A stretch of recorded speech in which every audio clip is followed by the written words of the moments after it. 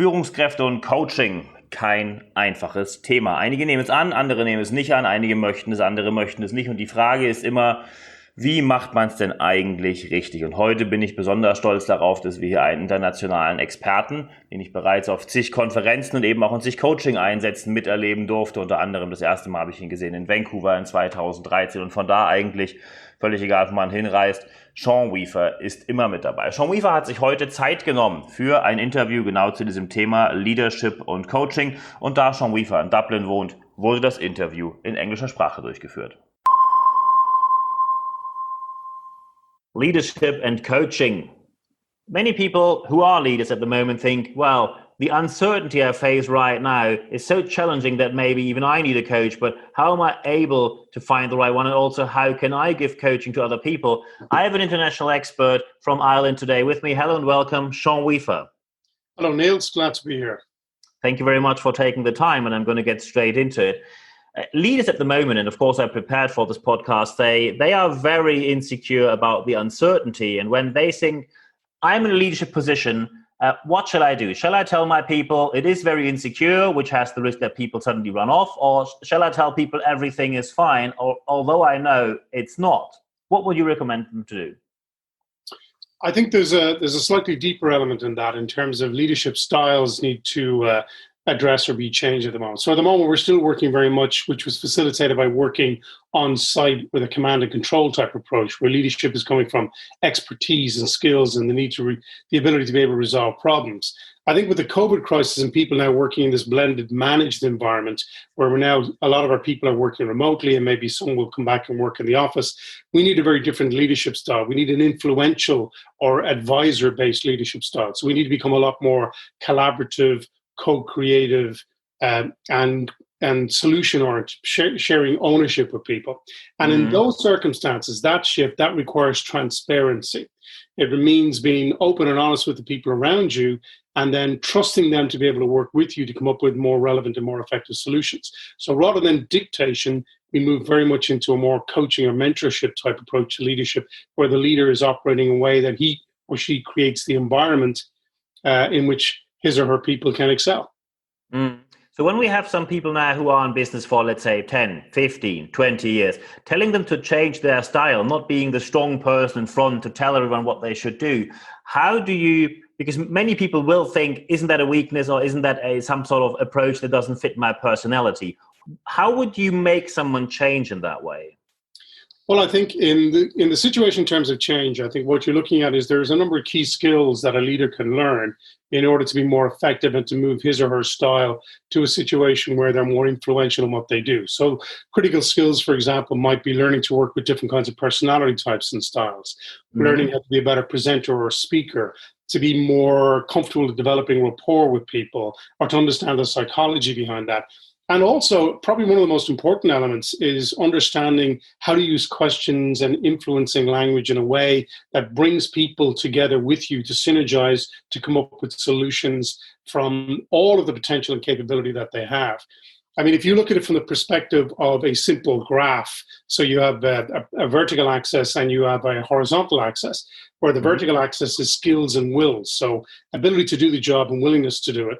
And then you have length of time with the company, which is the horizontal axis. If you graph those two together, what you typically get is a bit of a bell curve, where it's low at the very start and low at the very end, where skills are low at the start. So people need to be told what to do because they don't know what they're doing. And willingness is low at the other end because they're there a long time, they're thinking and moving, so the motivation is gone. That's where there's definitely still a requirement for command and control, more directive approaches. But for the vast majority of that curve, where people have high skills, high levels of motivation, they don't respond well to being dictated to in terms of being told what to do. What they do respond to is somebody who facilitates, advises, and engages with them in a way that brings the best of themselves to the job, where they feel recognized, acknowledged, and engaged. And that's where a lot of leaders can learn these skills, such as coaching or questioning skills or rapport development skills. They can be learned or they can be coached to use those skills more effectively.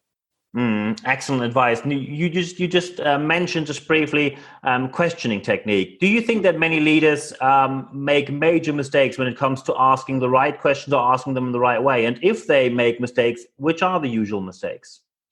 I think in a lot of cases, many of us use questions. We're obviously aware of the fact that we're using questions, but many of us use questions in a way that's not influential. So, for example, there are like 6 different types of questions you can use, all of which have a different impact on the psychology of the person who's responding to you. So you can use questions like, and many of us would be familiar with open and closed questions, for example, but there's also state and stall questions where you can change the emotional state of the individual, which is a very powerful question to know, because what that does is allows you to influence the decisions ultimately they commit to making. There are tag questions. There are double-bind preferential questions. There's value elicitation questions. There's convincer questions.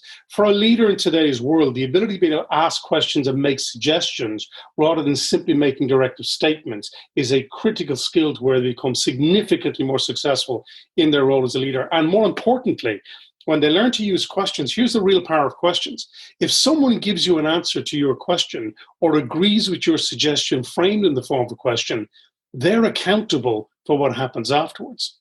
So in other words, you have more accountability in a situation where you're using questions to influence outcomes than when you're simply directing people to do things. Because when you're directing them, then the next time they have a problem, they're going to come to you. So what happens as a leader is you end up being the constant problem solver. Instead of moving to a stage where by using questions and suggestions, you get them to learn how to do it better and more effectively, therefore minimizing the amount of time that they need to waste of yours so you can focus on being more strategic, which is fundamentally what your job is. So talk about what fundamentally their job is. Many people, especially when we prepared for this interview, leaders said, we have problems with, let's say, our customers don't trust us anymore with their money. They know they might buy our services, but we simply see that sales went down significantly, not only due to COVID crisis. A couple of things came up where we always knew they were around, and suddenly we have to not really restart, but refocus our business. I saw that one of your offers on your website is winning high trust sales engagement with clients. And of course, leaders are interested in getting high trust sales engagements. That, of course, somehow alludes to the fact that you think that many companies sell on low trust or no trust. Yeah, I think that's a good question. I think the differentiation between trust and high trust is that there's different levels of trust in relationships. So, for example, you and I might know each other, we like each other, we may trust each other, but there may be certain things that I don't share with you, and vice versa, things you don't share with me. But in a high trust relationship, there is no hesitation, no reservations, no limitations, no boundaries whatsoever. A client freely and happily shares with you, or for that matter, a team member, an employee, freely shares with you their challenges, their issues, without fear of judgment, on the basis that they appreciate that you can help them synergize to find solutions to their challenges. Now, many organizations will have clients who are in that situation, clients who only see them as the people they want to work with because they have that high degree of trust. But in a lot of cases where we don't have that high degree of trust, we may get a certain amount of business, but we certainly don't get all of the business. And so it's beholding on our relationship managers, our sales teams, and our leaders, particularly if you're, for example, a professional in a professional services firm or financial services firm, to build those compelling levels of individual trust with people who ultimately make the decisions. So that's, of course, now a very broad question, but how do I get to that level of trust when I don't have it at the moment? I think what that comes down to is the ability to be more effective at how you build rapport with them. You can raise the level of relationship at any stage by maybe improving more transparency, being willing to ask questions and listen more than perhaps you did in the past. And more importantly, move away from the situation where you have to be the fount of all knowledge and deliver all the expertise to a situation where you facilitate conversations and you become a catalyst, if you will, of productivity for that client. So in other words, in a lot of cases, not assuming that the client knows nothing, but rather taking a different approach and looking to identify what it is that they do know, and then providing information in a way that's meaningful and valuable to them and where they can see a way to monetize that or gain greater value from that. So it's very much about moving from being the expert to being this highly trusted advisor.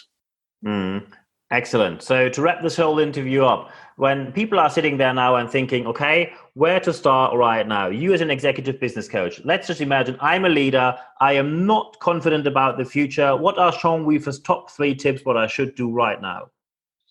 The first thing is to get clear about the next planning for the next 3 to 6 to 12 months. So decide what are your primary KPIs? How am I going to deliver on them? The second thing is identify who in your team are the sort of people you can rely on who can either step up because it's a skill they can learn for the future, or it gives them more face-to-face time with you, and who are willing to get involved in helping you deliver on those KPIs. And the third thing is, don't be afraid to make mistakes. Forgive yourself, right? We don't get better by being perfect. We get better by perfecting.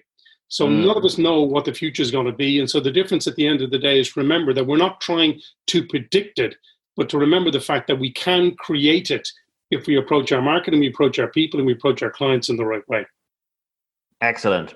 That is very good advice. Of course, I'm going to put your contact data in the show notes of this podcast. So if anyone now thinks I'd like to talk to Sean a bit more, just drop him an email. The email address is in the show notes of this podcast. And yeah, for this interview, there's only one thing for me left to say. Sean, thank you very much for your time.